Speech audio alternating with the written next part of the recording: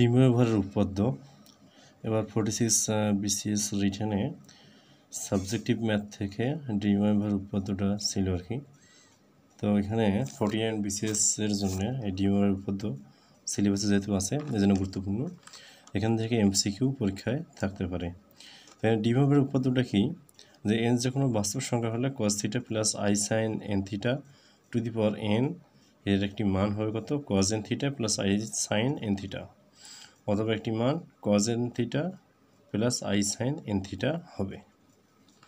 তো এটা হচ্ছে এখানে মূল উপপাদ্য, ডিমোভারের এখানে উপপাদ্য।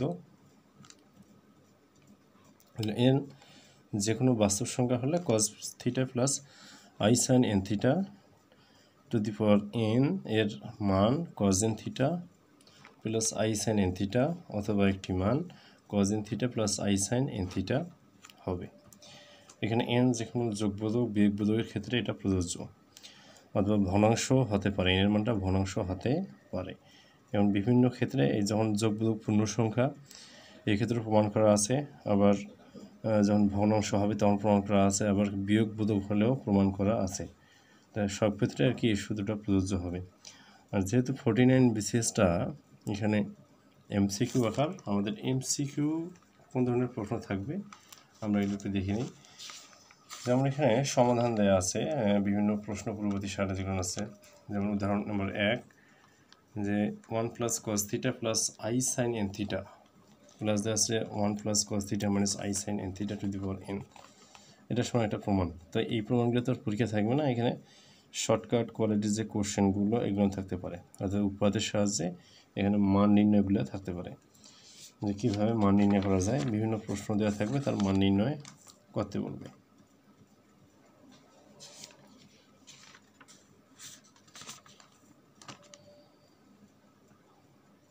যেমন এখানে ডিএমএর উপপাদ্যের সাহায্যে মান নির্ণয়ের যে প্রশ্ন দেওয়া আছে, যেমনটি দেওয়া আছে কি 12 নম্বর এখানে উদাহরণ, যে ডিএমএর উপপাদ্যের সাহায্যে নিম্নলিখিত সমীকরণগুলো সমাধান করো। যেমন কি x টু দি পাওয়ার 5 সমান যদি 1 হয় তাহলে নিচের কোনটি সঠিক, এই ধরনের প্রশ্ন থাকতে পারে, বা কোন মানটা সঠিক হবে। যেমন এখানে x টু দি পাওয়ার 5 সমান যদি 1 হয় তাহলে এটাকে লেখা আছে cos 2k pi plus i sine 2k পাই, এটা লেখা যায় 1 এর পরিবর্তে এটা লেখা যাবে cos 2k pi plus i sine 2k পাই। তারপরে x সমান হচ্ছে কি, এখানে এটার উপর পাওয়ার হয়ে যাচ্ছে টু দি পাওয়ার 1 ডিভাইড 5, কারণ এটা যে সূত্র cos n theta plus i sign n theta হবে, পাওয়ারটা এখানে আসবে, টয়েস কে পাই ডিভাইড হচ্ছে কত 5 প্লাস আই সাইন টয়েস কে পাই ডিভাইড হচ্ছে কত 5, এখানে কে সমান 0 1 2 3 4, এটা একটা সমাধান হবে। তো এখানে আবার দেওয়া আছে কি x টু দি পাওয়ার 7 সমান যদি 1 হয় তাহলে এর মানটা বের করা। তো x টু দি পাওয়ার 7 সমান 1 হলে এটা লেখা যাবে আবার আগের মতোই cos টয়েস কে pi plus i sine 2k pi. এখানে কে সমান 0 1 2 3 4 5 6, এখানে কে সমান 6 পর্যন্ত নেওয়া আছে, অর্থাৎ যদি পাওয়ার যত থাকবে আর মূল ততটা হয়, এই জন্যে x টু দি পাওয়ার 5 যদি হয় তাহলে মূল অবশ্যই 5টা, আর এখানে মূলের ক্ষেত্রে অবশ্যই 0 থেকে গণা লাগবে, এই জন্য কে এর মানটা 0 থেকে এখানে দেওয়া আছে, যেহেতু পাওয়ার 7 0 থেকে 6 পর্যন্ত, এখানে 5 আছে 0 থেকে 4 পর্যন্ত। তো এই সিস্টেমের প্রশ্নগুলো থাকতে পারে।